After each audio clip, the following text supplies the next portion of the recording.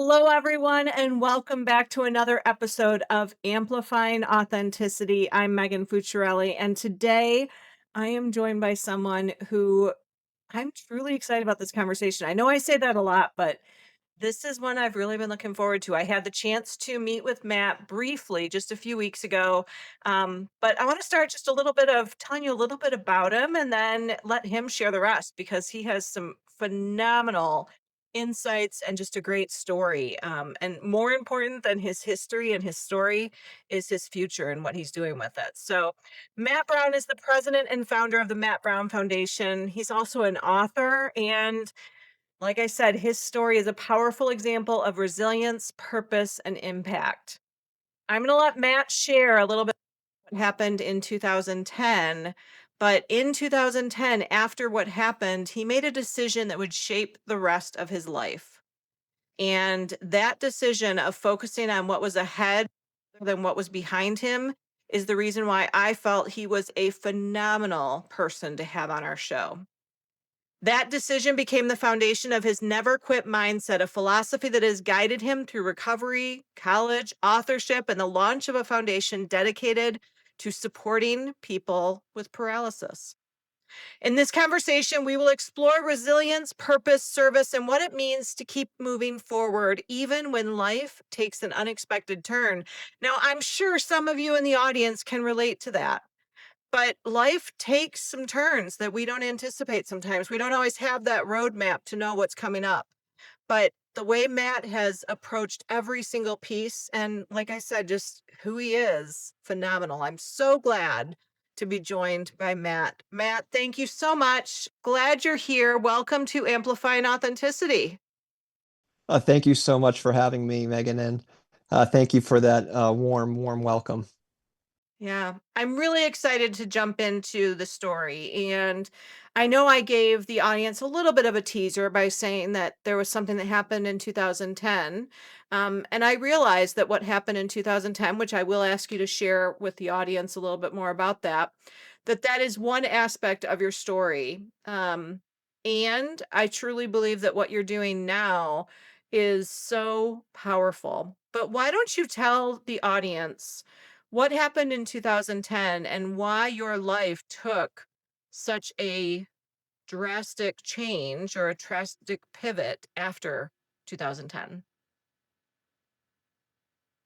Absolutely. So in 2010, I was a sophomore at Norwood High. I had just gotten called up to the varsity team from the JV team. I had two games under my belt, and with each game, I felt stronger and more confident. And so after that second game, I had all my eyes and all my energy was set towards Weymouth. And we played Weymouth down at the Pilgrim Arena in Hingham on Saturday, January 23rd, 2010. It was a late afternoon game, so all the boys were excited to go down, do our job, and see where the night would take us, where we can get together. But right from puck drop, we knew that we had our hands full. Weymouth was a powerhouse that year, and that game was not going to be as easy as I think we thought we thought it was going to be. During the first period, I was not playing well, and I think that's being nice on myself. Just no play was simple. I couldn't stay on my feet. Pucks were bouncing off my stick. And by halfway through the period, coach had had enough. He looked at me and said, "All right, we're going to sit you for a little bit." Players would jump in with my line, try and get something going, and I think we were lucky enough to make it out of that first period, only down 2-1. Now, I don't really remember much of the first intermission. I can't tell you who I was sitting next to. I can't tell you who was saying what. But the overall theme was, all right, let's see what we can do to turn this around and start the second period in a different way. For myself, the second period started the same way the first period ended, with me on the bench, some players mixing and matching with my line. And about halfway through the period, coach turned, looked at the three of us and said, "Now go do something." I can remember hopping the boards and seeing the puck leave Weymouth's end and cross the red line, cross the blue line, picking up speed down towards our end. As a forward, I guess you could say I was technically out of position. But as the first guy back, I made the decision to go for it. And as the puck crossed our goal line, a player on the other team and myself were in a fight for the puck. The puck bounced off the backboards, came back between my feet, and I looked down. At that same moment, our bodies collided. I ended up losing my footing and went headfirst into the boards. Now, one of the first things that you're taught in hockey is that when you get hit, you get back up and get back into the play. You can't leave your team shorthanded for any period of time. So I sent that message to my body, but nothing happened. Confused, I sent the message again, but the result was the same. Panic started to set in. This was something new.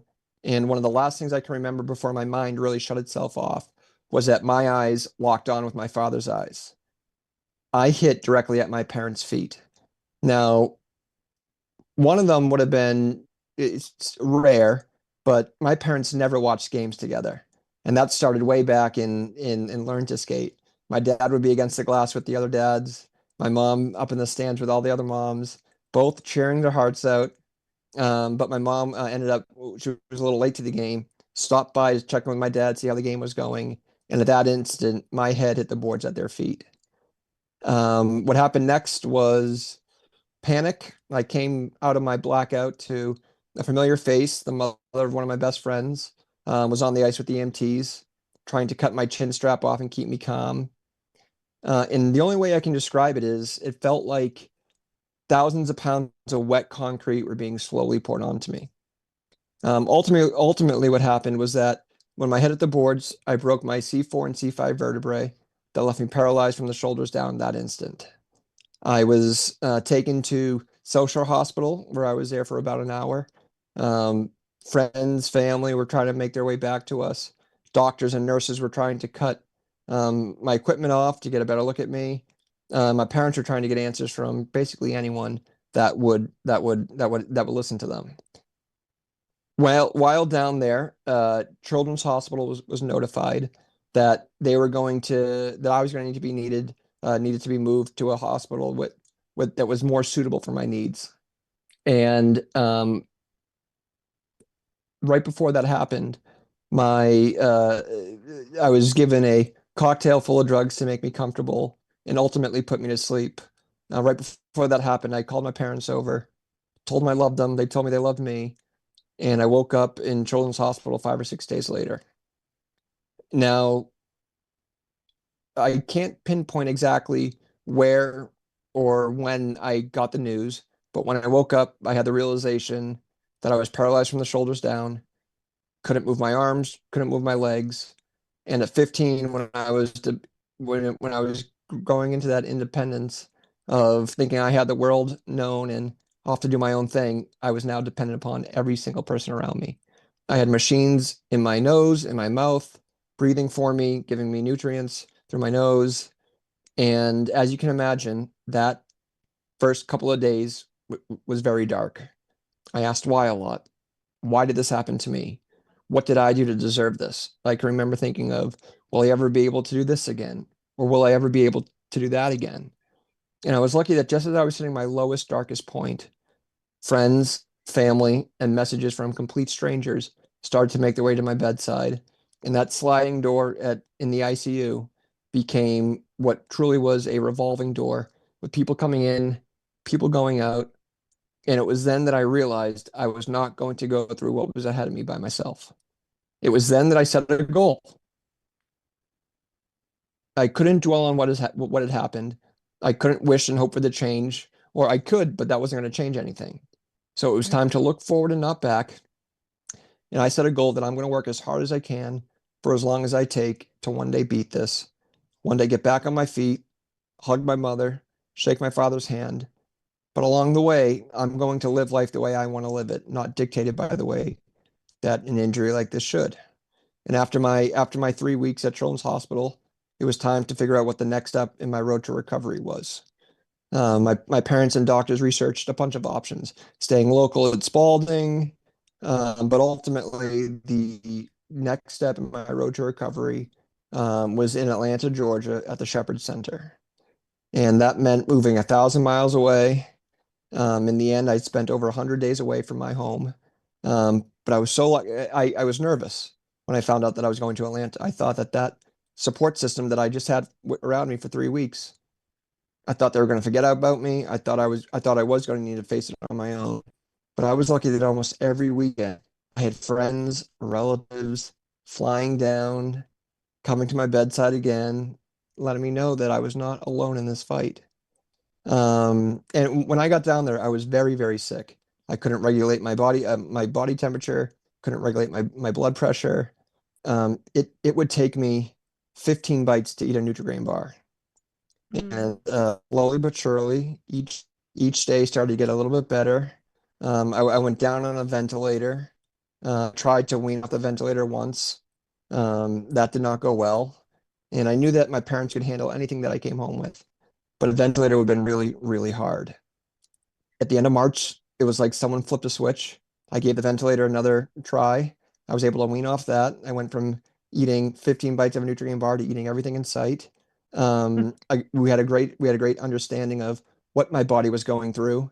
I learned about what meds I was taking, what happened to my spine when I hit the boards. I learned about what could happen to my skin if I didn't take care of it. And I was doing that at 15.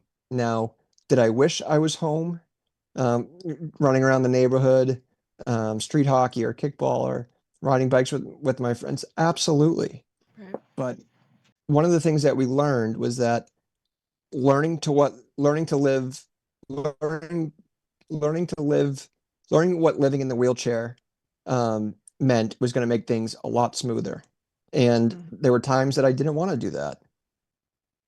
But we switched the mindset that, listen, this might not be forever, but the quicker I can learn to live in it for now, that adjustment is going to go a long, long way, and the adjustment will come a lot faster. right. Ultimately, I was able to be discharged on May 5th. I was headed home. I could see friends, family, um, everyone that I missed on a regular basis. And in the end, it had been over 100 days since I'd been in my home, been in my hometown, and being able to see friends regularly. So I was very, very happy to make it home. Wow. Wow, so much in that story, Matt. And I want to, one thing that you said more than a couple times in that story was that you had to look forward rather than look back. And that is something that really resonates every time we've chatted, is the idea of how you can look forward rather than back. Was there a specific moment or a person or a conversation that really helped you solidify that that needed to be your next step, that that needed to be the direction you were going in? Yeah, actually, yes. So while I was in there, my parents, one parent would stay the night while one would come home and try and get some much needed rest.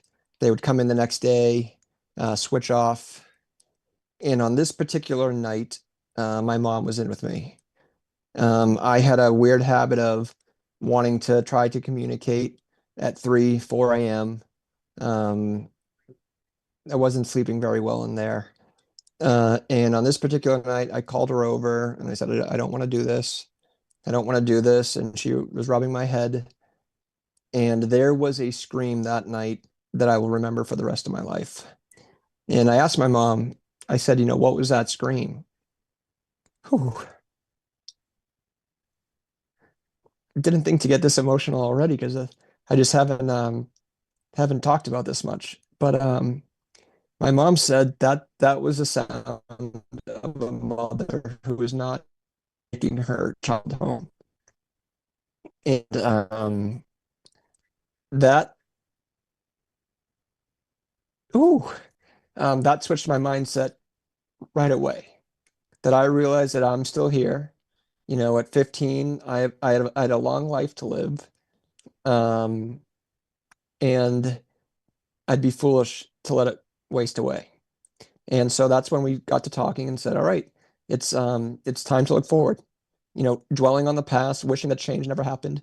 We can do that as much as we want, but it's not going to do anything. And honestly, it's just going to make things worse. And so it was time to look forward. And I said, all right, I'm going to fight. I have this army of friends, families, and complete strangers behind me, um, many that I don't even know. And I realized that I would, not only be letting myself down, but I would be letting them down if I didn't give this my all.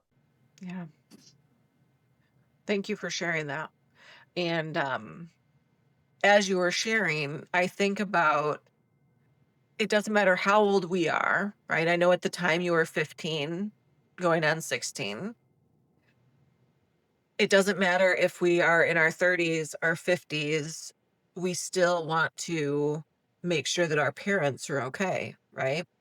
So at 15, you didn't want your mom to experience the pain of that other person who was crying out because they weren't going to be able to take their child home.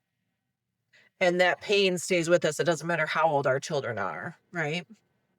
Um, thank you for sharing that story. And as you were talking, I just think about so many people who don't have that opportunity and how our life can change at any given moment, lots of different directions it can take, and how we need to be able, as difficult as it is sometimes, to be able to look forward. Now, you've taken that a step further. We talked a little bit in the beginning about how you have a foundation, you're an author. Can you share a little bit about how you made the transition from, okay, I need to do this for me, and now you are uplifting and empowering so many people? How did that transition happen? How were you able to go outside of yourself to do this work? So, I think I need to go back to, May 6th when I got back home.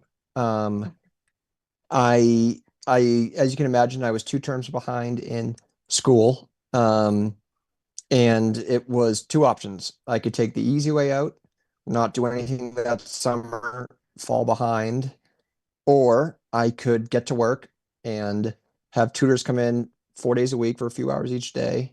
Um, because I was looking at my friends when we were hanging out those weekends and those weekdays, and those friends that I had just missed, for 3 months. I realized that I didn't want to I couldn't graduate with anyone else. And so I got to work. I should say that I also had a sister the year behind me, and there was no way she was going to let me graduate with her. So I so Yeah. so I had to push myself, and she was like, "You better do this because you're not going to graduate with me." That was the mindset that I needed to switch. I needed to stay busy, and I caught up with my class. I finished junior and senior year. I applied and was accepted to Stonehill College, where I lived on campus all 4 years. And those early days, I stared at my ceiling on those nights, thinking I made the wrong decision. Like anything, each day got a little bit easier. I had another a group behind me that I found myself, covered in support, people pushing me, and like what happened in high school. I looked around at the friends I was making, and I was always told that I could take, as long as I wanted. I could take 5 years, 6 years. But junior year, I looked around at the friends I was making, and I couldn't imagine graduating with anyone else. And Yeah. so, graduating college and writing the book, um, I was just flooded with the amount of support that I had, and remembered the amount of support that I had. Now, going on 8, 9 years after, I've been through this plenty, where I've seen individuals in the same situation as mine, battling the same things in the gym, but they didn't have that support system. They weren't as lucky as I was. And I thought about the Boston Bruins Foundation, the Travis Roy Foundation, those foundations that did so much for me. I thought this is the time to give back. And we tried in college. College life got busy. It slipped through the cracks. But while we were writing Line Change, the idea and the want, and you could hear it in my voice, about giving back and doing something, for the paralysis community that needs it. And so in 2018 and 19, we did all the paperwork. We were incorporated in the fall of 2019, and we were going to use the Boston Marathon in 2020 as the launching point. About a month Uh, earlier, the world shut down. I was gonna say, The we all world know shut what down. happened in 2020. The world shut down. And I Yeah, thought, man, how are we going to do this? I waited a few months and I thought, you know what? Maybe the world could use some good news. So I just went out. I posted on social media that we've been working on something, and in June I launched the Matt Brown Foundation. Launching a 501(c)(3), dependent upon events and fundraising, it was not easy at first.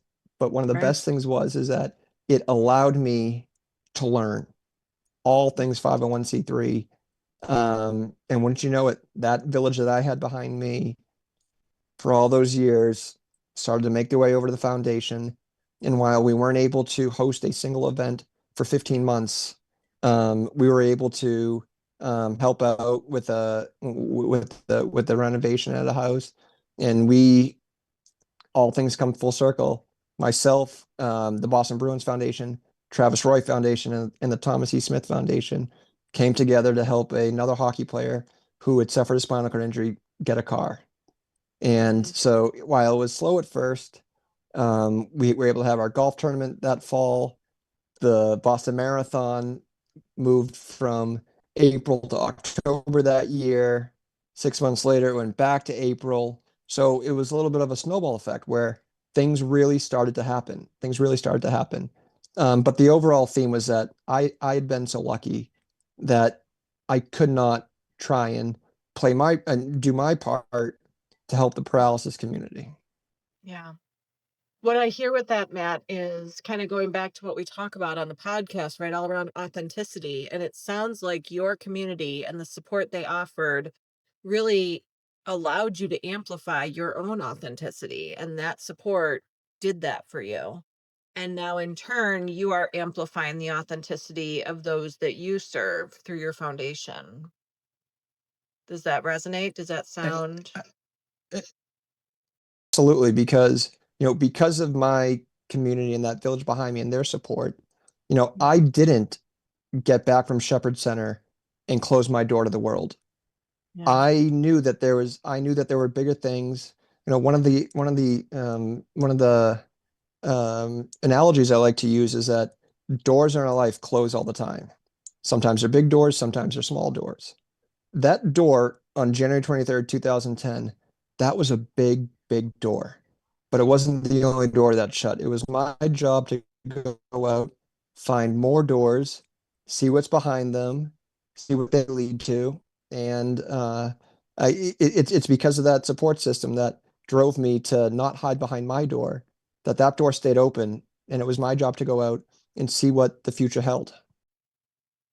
How do you now take that philosophy and make sure that other people's doors don't close?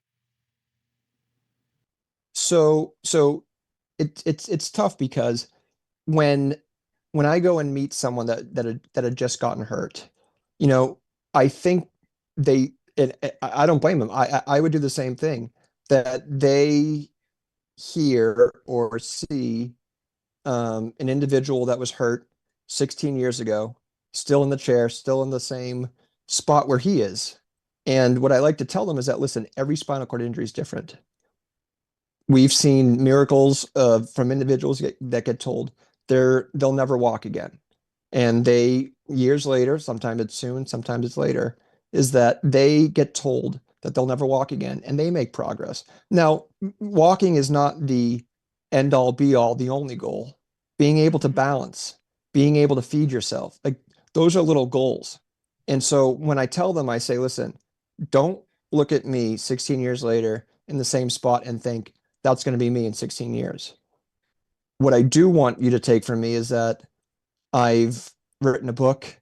I've participated in the Boston Marathon 12 times, the New York City Marathon twice.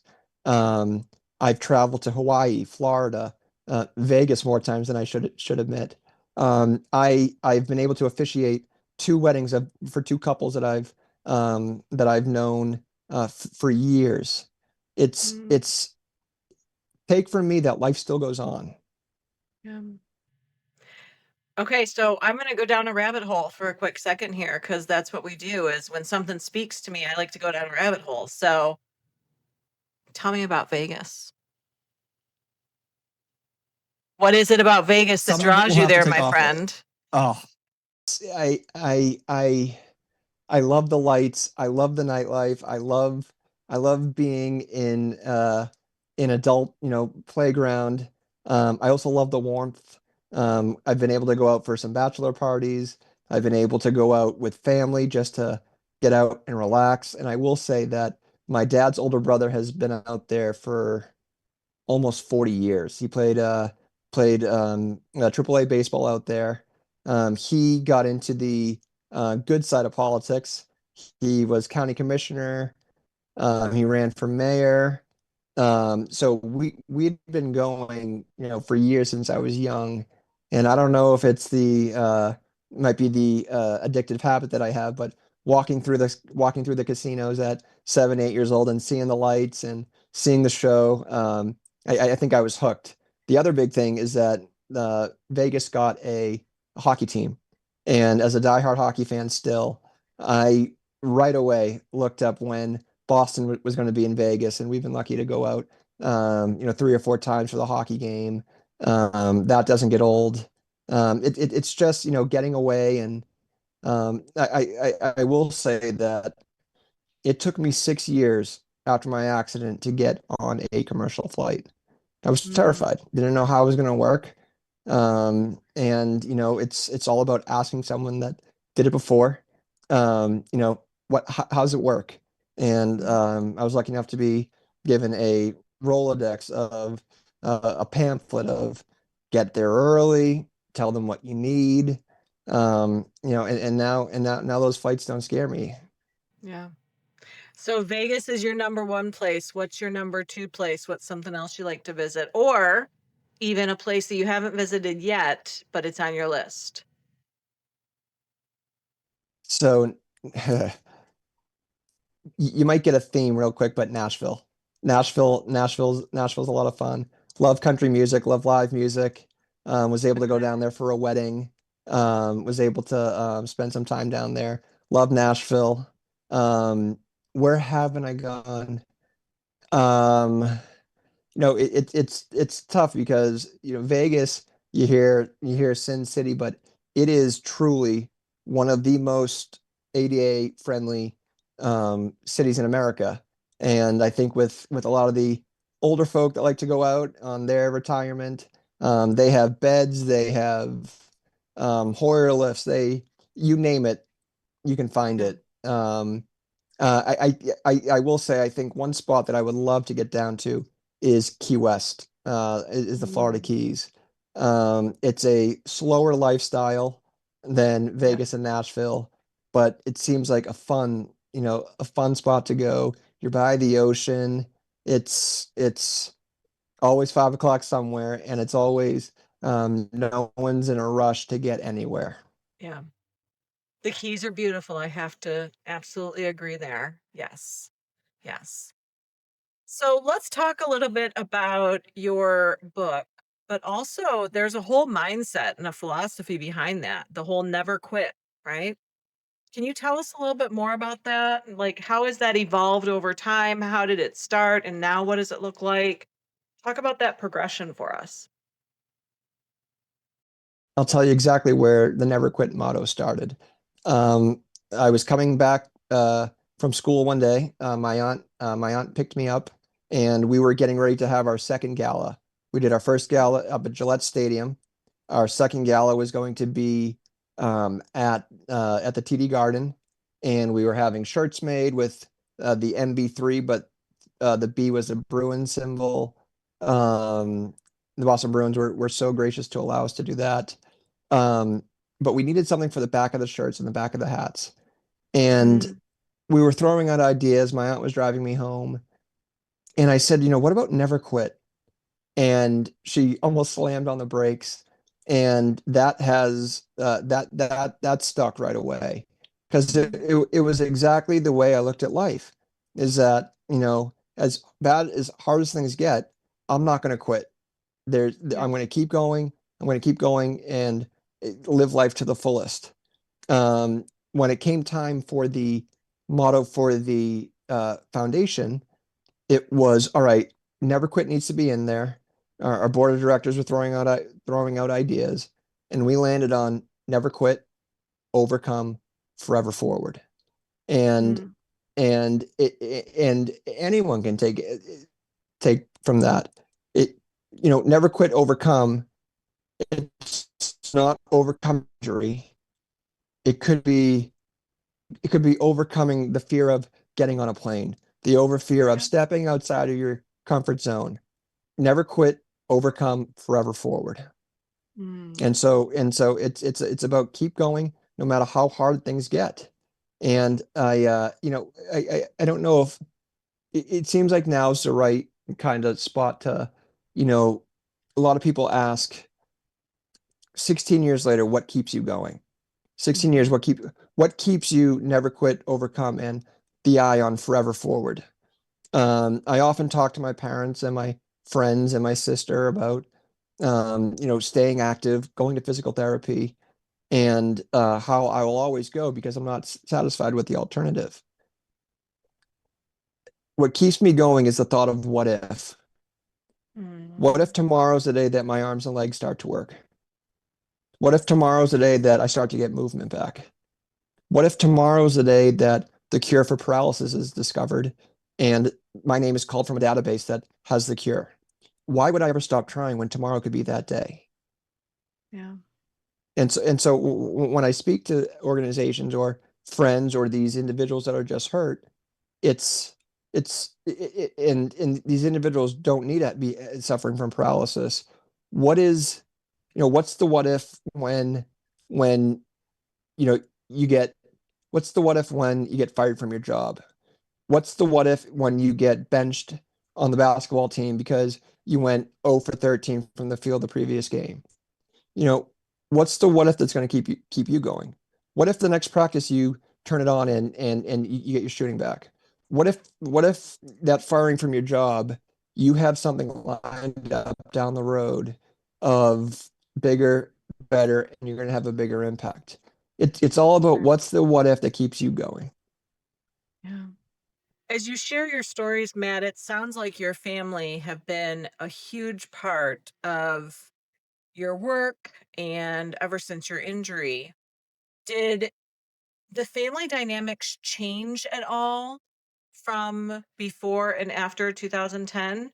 Or have your family dynamics always been as close as they sound they are now? So my dad's one of eight and my mom's one of six. So I Mm, have a lot of cousins, a lot of aunts and uncles. They're all local. And just being my sister and I, we look at many of our cousins as extended siblings. yeah, I will say that my sister, being 16 months younger than me, she became a big older sister with stuff that I could bounce off her, my thoughts, and she would always come with the wisdom that I needed at the perfect time. mm, Um, she she was someone that knew when to push me, knew when to get me when it was time to say, all right, it's time to get outside. She knew when I was kind of, burning it at both ends, and it was like, all right, maybe tonight's the night we hang in and watch a movie. And with them, my injury had a big impact on the family. It, my dad had to, maybe take a step back from what he was doing at work. Um, and we were so lucky that both of their companies gave them everything that they needed. It was take the time that you need. If you can work a half day, great. If you need to jump off a call because Matt's sick, that's fine too. And so again, we were just we were surrounded and super lucky with, people that really got it and they cared. Um, and listen, we're human. While that never quit motto is always there, there's days that I want to throw it in the trash and wave the white flag. But having that motto of day by day, hour by hour, we're not worried about what's down the road in 6 months, a year. It's if I'm having a good day or a good hour, keep it up, figure out how to snowball it into another good day or another good hour. And I think, the friends and family that I have around me are the folks that keep the good days present and the bad days far and few between. Yeah. Matt, you bring up a really great point that it instantly came to my head of how even the strongest people have moments of weakness. Even the most consistent people have moments of spontaneity. Even the most driven people have moments of, I just need to step back for a minute, right? So you talk about how, yeah, we have this motto, push through all of that. And there are still days where I want to wave the white flag and call uncle. I know you didn't say that, but that's what I say in my family is I just want to call uncle. I'm calling uncle on life right now. It's enough, right? What is the difference between allowing yourself and how have you gotten to the point where you now allow yourself to have those moments? Because they are human moments. It doesn't matter how driven you are, you're going to have moments of just needing to step back, right? And I actually think that that makes a person stronger when they're willing to admit that today's not the day, right? How did you get to that point where you Once can say that? once once you realize that it's okay to have a bad day, uh, it's okay. The most important thing to realize is that you can't stay there. You cannot stay there. Take the afternoon off, shut the phone off, and have a bad day. Woe is me for a couple of hours. But Right? but you can't stay there. You can't stay Mhm. there. Change, misfortune, and hardship happen in all of our lives. By no means am I the only one, your audience and your listeners, am I the only one that, has something going on? Sure, you can see it. You can see it. You can see the chair. You can see the way I get around, and it's not hard to figure out. Every one of us has a battle that no one knows about. To realize that it's okay to, step back and say, all right, today's not my day, but you can't stay there. The other Yeah. thing is that you don't got to do it. You don't got to do it on your own. You, Yeah. all of us have folks that we can lean on, have someone that you can call. Our kids have friends, they have coaches, they have teachers, they have staff. Um, the older folk have friends. There's someone out there that they can talk to and let them know that, listen, I can't do this on my own. Can you listen to me talk for 45 minutes? Don't say a word. I'm just going to rant. Not holding that in and not bottling that up does wonders. One So thing I so it's say, it's oh no, God, I'm sorry. no, it's just about realizing that you don't got to go through this on your own, whatever it might be. Yeah, one thing I say a lot to people is we have conversations for three different reasons, right? Sometimes we just want to vent, right? We just want to be able to share it all. We just want to get it out. We don't want anyone to respond to it. We don't want sympathy. We just want someone to listen. Sometimes we want to know that we're not alone. So we want someone that can relate to us, like, oh, I've been there. You're not alone. And sometimes we want advice.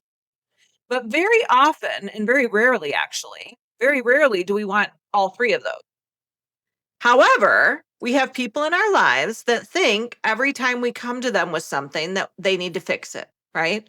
So what I've started doing, and we talk about this a lot, and I even do this with my 16 this summer, but I taught him when you go to someone with something, you need to give them some guidelines of what you want in return. So go to them and say, I just need to get this off my chest. You don't need to have a solution. I just need to get off my chest. And then you unveil, right? Or if I'm talking to someone, I'll ask them before they'll say, do you have a minute to chat? I'll say, sure. How can I best support you? Do you want me to just listen? Do you want me to relate to you so you know you're not alone? Or do you want me to give you some suggestions and some advice? Because how frustrating is it when you go and you're just having a bad day and you're just venting out, letting it all out, and someone wants to give you suggestions on how you can do it differently or try to solve the problem? It's like, that's not right. So I think it's so important you talk about having that community of people. And it's also about helping people know how they can best support you. Right. Um, there's so many things I want to Absolutely. jump into. Do you want to talk about your book a little bit? Sure. Okay, so your book is called Absolutely. Line Change, which is a hockey term, correct? Yes. Okay, Yes. so So it's tell the line people who are change, not a true hockey story, fans, a because I will say I was actually a hockey cheerleader in high school. So I know a little bit about hockey. I was a hockey cheerleader. We won't go into why I was a hockey cheerleader and not another cheerleader, but just know I was a hockey cheerleader. So I know line change is a hockey term, but some of our audience might not. So tell us a little bit about what that means and why you chose that as your title for your book. Yeah, so the first and foremost, the easiest is line change, life change. I mean, Mm, that's pretty easy. That's a quick, that's a little, just play on words, line change, life change. But in the hockey sense, line change happens on the fly. There's many times during the game that you don't wait for a whistle. As the puck clears your defensive end and you're tired, you hop off, someone else hops on. And so the way that we thought about it was that, it happens in an instant. Life can change in an instant. And in my case, it happened while playing hockey, and we thought it was just going to be the perfect fit. A lot of individuals have enjoyed it. Those that get it, understand it, and now those that don't know hockey, hearing that little explanation, maybe that gets the wheels turning and say, oh, that does make sense. yeah. How was it for you to write your story in book format instead of telling your story? Because I know you also do quite a bit of speaking about your story, but what was the difference or what is the difference now compared to writing your story and telling your story? So I don't want to say that I cheated a little bit, but I did it. I met an individual who had just wrote a book with Rick and Dick Hoyt, the legendary father-son marathon duo from this area, called One Letter at a Time. And in 2011, the Boston Bruins had just won they just won their Stanley Cup. I was lucky enough to be invited to uh, join Andrew Ference, who played for the Bruins, for his day with the Stanley Cup. And first, we went over to Spalding. He wanted to get all the patients over there their time. When I was over there, I met an individual named Todd Sivan. Todd was the one that helped write the book with Rick and Dick Hoyt. Um, Todd had known my story a little bit, and he kind of slid in there and said, "Hey, you should think about writing a book." And I was extremely flattered, but I knew it wasn't the right time. Mhm. And participating in the marathons every year, we would see Todd in at early morning, in at the Sheraton, catching our bus out to Hopkinton, and he'd always say at the end of our conversation, "Hey, you should think about writing a book." I was flattered, but I knew it wasn't the right time. And if you fast forward to senior spring down at college, I remember talking with friends and hearing what they had lined up after school, internships and jobs. And that made me realize that I didn't have anything lined up. And if I went home after spending 4 years at college with no plan, I was going to be in some serious trouble. So I thought back to the thought about maybe giving this book a shot. And what I describe it as is venting to Microsoft Word. I made it a point that spring to hop on and just ramble.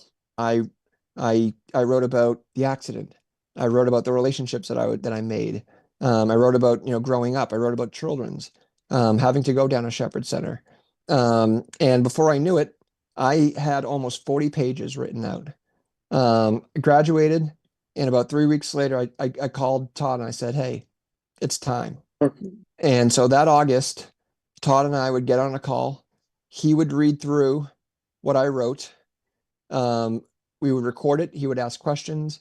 I would fill in details. It was all about getting all the detail out. In return, over that next week, I would transcribe that. And before we knew it, we had pages and pages and pages. So really, all we had to do was kind of go through that, cut and paste what we had. But I think what you're getting at was that very hard. I had to go back and revisit some of the darkest moments, being Yeah. on the ice, being at children's, not knowing what kind of my future held, what my future was going to be. In return, going back and revisiting those dark days.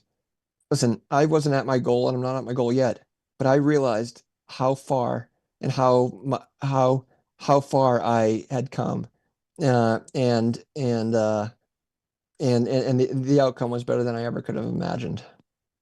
Wow. You talk about how you are, I think the piece that resonates as I'm going through this is your idea of what if, right? What if tomorrow? What if today? What if the what if exercise that you work through? And you talk about how what's more important than anything else is to live fully today. And to me, that resonates with the idea of authenticity. And I'm curious, what is it that how do you define living fully for today? How do you define that living with authenticity for today? What makes your heart sing when you get ready to go to bed at night, knowing that you lived your life today? So I would tell you that from 2010 and 2011 up until 2020, it was getting out of bed the next day. It was continuing to go to Journey Forward and continuing to go to physical therapy. It was going out and meeting friends even when I didn't want to, knowing coming home that I made the right decision with the amount of laughs that we had, with the good times that we had. And when that happened, it was all right, you say yes to the next time because there's going to be more laughs and more memories made. Starting in 2020, it quickly became helping others. I I don't know if I do a well enough job of when we put out a grant, when we fulfill a grant for someone's application. I'm not at the point where I think back and listen, I'm very proud. I'll get to the point where I, understand that, we're making a difference. And I think, being on the other end of knowing what a grant application means, knowing that when one grant goes out the door, we have five more waiting to be fulfilled, and knowing that every year, nearly 18,000 spinal cord injuries occur every year. While I take pride in what we do, knowing that with every grant that goes out, there's five more individuals that whose lives have been irrevocably changed, and it's about getting the fundraising up, having the events, and making sure that when that next application comes in, we're able to fulfill them and try to make their tomorrow a little bit easier and a little bit better than their today. Speaking of fundraising and the grants that you're able to offer, I know that you're coming into a really, really busy season of fundraising, right? And when this show airs, you'll have another fundraiser on the horizon in mid-August. Can you tell us a little bit about that fundraiser? And we'll also include some information in the show notes. Absolutely. So our fundraising event started with the golf tournament. At the beginning, Lucas and I ran the Boston Marathon, and for years, Lucas and I were able to run the Boston Marathon for many great organizations. Um, every time we got to the starting line, we one day envisioned of being able to one day run the foundation for our own foundation and help individuals through that. We were able to do that very slowly with Lucas and I, and we were lucky enough to get another bid for the first 4 years, where Lucas and I had a bid and we had another fundraiser running the Boston Marathon, and it was great. In 2021, we applied to the Falmouth Road Race, which is held every August, and I truly believe Falmouth Road Race weekend is the best weekend on the Cape. It's ran in Falmouth, 7 miles. The runners out there might think 7 miles, that's not too hard. It's a challenging 7 miles with some hills, the heat. But with the Falmouth Road Race, I think they um, started their numbers for nonprofits charity program. I think Mm, in the 90s, and they have now surpassed 70 or 80 million dollars with what they allow organizations like ours to come in. This year we're lucky enough to have 18 runners, 18 bibs that each of them have a fundraising goal. And in 2021 we started with 10. We were able to grow that, show the numbers for nonprofits group that our runners run deep. They do an unbelievable job fundraising. And so, a few weeks after this, we will be running our fifth Falmouth Road Race. Um, mm, and if you don't mind me, I just want to mention that. Listen, you can say that I'm the lucky one with my name on the foundation, but it's those that golf, it's those that run, it's those that donate out of their pockets throughout the year that allow us to do what we do. mm, Without that, none of it would be possible. In 2023, we did $75,000 in grants, and we were thrilled. In mm. 2024, we upped that number to $130,000, which was great. And in 2025, we were able to distribute $238,000 to those battling paralysis. And since our inception and incorporation, we have now surpassed $650,000. Wow, that's phenomenal, Matt.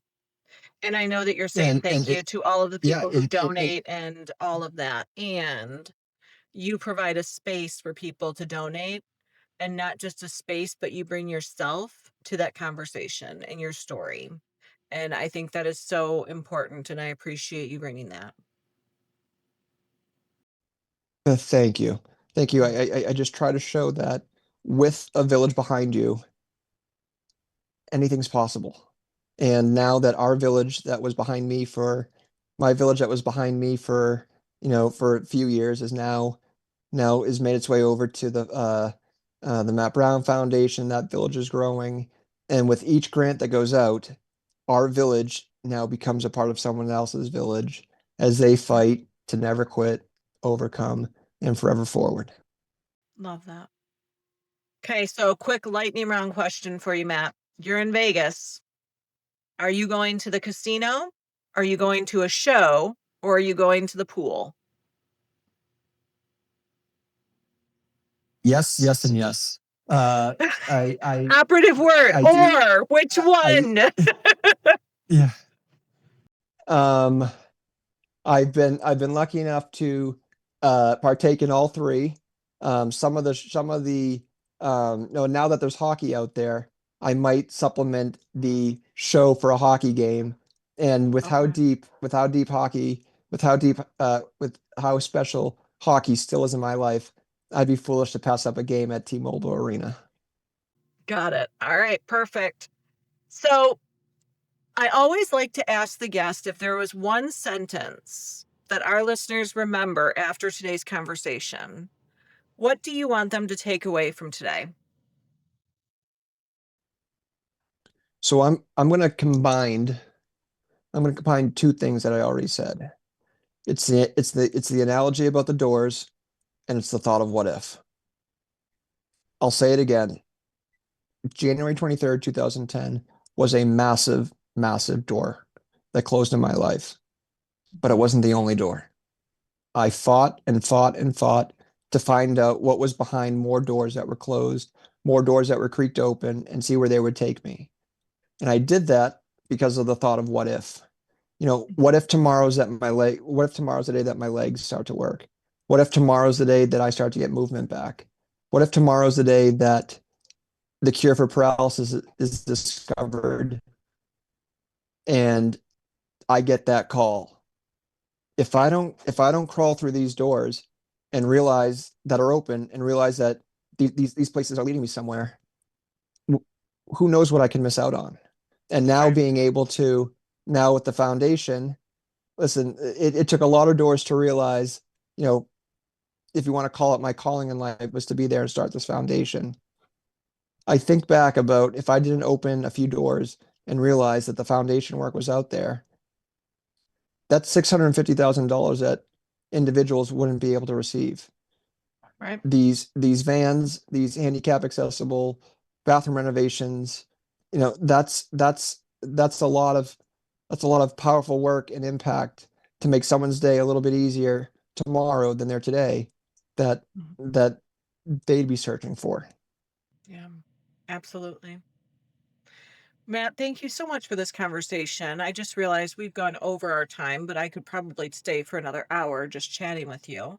Um, I think the biggest piece that I'm pulling from all of this is that resilience is not about pretending that hardship doesn't exist, right? It's about allowing yourself to feel whatever emotion you're feeling, but as you say, don't stay there, right? It's about continuing to choose purpose, possibility, and impact, no matter what the cards deal you in the moment. For those listening, you can learn more about Matt's work at mattbrownfoundation.org. We'll also put it in the show notes. Please go and explore what the foundation is doing. You can also learn more about his book, Line Change. Again, all of that will be linked in the show notes. Um, and I just really want to thank you again for taking some time to share a little bit more of your story with us today. I know this will not be our last conversation. And for everyone listening, if this episode reminded you that life can change in an instant, but purpose, courage, and possibility can remain, I hope you carry that with you. I'm Megan Futrelli, and until next time, keep moving forward. Keep choosing what's possible. Keep amplifying authenticity in how you live and lead. Thank you so much.